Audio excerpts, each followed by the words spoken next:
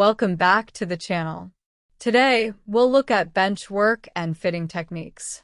In this video, we'll cover basic bench operations, essential hand tools, and precision marking techniques used to shape, fit, and prepare metalwork accurately. Bench work involves manual operations done at a workbench using hand tools to cut, shape, and finish materials. Fitting is a key part of bench work, where two or more parts are shaped to fit together with high precision. These skills are foundational in manufacturing, setting the stage for accurate assembly and metalworking. Each operation in bench work and fitting has a specific function, whether shaping, cutting, or preparing parts for assembly. Fitting involves precisely shaping and sizing parts so they fit perfectly when assembled.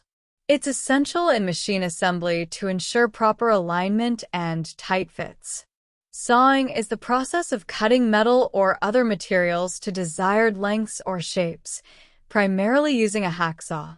Sawing is used for breaking down bars, rods, or sheets into manageable sizes before shaping or assembling. Chipping removes metal using a chisel and hammer to create flat or beveled edges. Common tools include cold chisels, which vary in shape to produce specific cuts.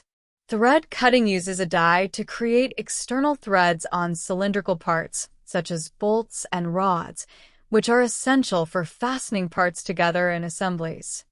Tapping is the process of creating internal threads in drilled holes using a tap tool. Taps are available in sets, usually including taper, intermediate, and plug taps, each used progressively to complete a thread. Tapping allows screws and bolts to fit securely, a critical step in manufacturing and repair. Hand tools are the backbone of bench work, each serving a specific purpose. Hacksaw, used for cutting and sawing materials, with blades that vary in teeth per inch for cutting different types of metal. Files, used to smooth, shape, and finish surfaces, available in various shapes like flat, round, half-round, and triangular to match the surface being worked on. Other essential tools include chisels, for chipping and removing unwanted material, available in flat, round nose, and diamond point types.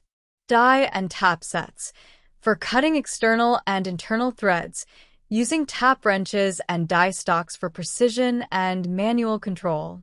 Marking, also known as marking out, is the first step in bench work. It involves transferring measurements from a design onto the workpiece, guiding cuts, drills, and shapes. Accurate marking is critical for minimizing errors, reducing waste, and ensuring parts meet specifications in assembly and manufacturing. Marking serves multiple purposes.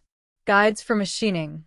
Marked lines act as guides for cutting, filing, and drilling, defining the boundaries and layout. Alignment and fitting. Precise marking ensures parts align correctly when assembled. Quality and consistency. Proper markings maintain consistency across multiple parts, ensuring quality in production.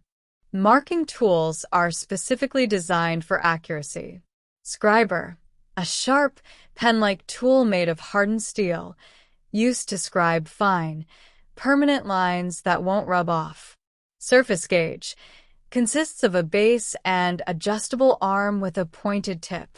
It marks lines parallel to a surface, ensuring uniformity across workpieces. Other marking tools include center punch, used to create a small dimple for drill positioning, keeping the drill bit on target.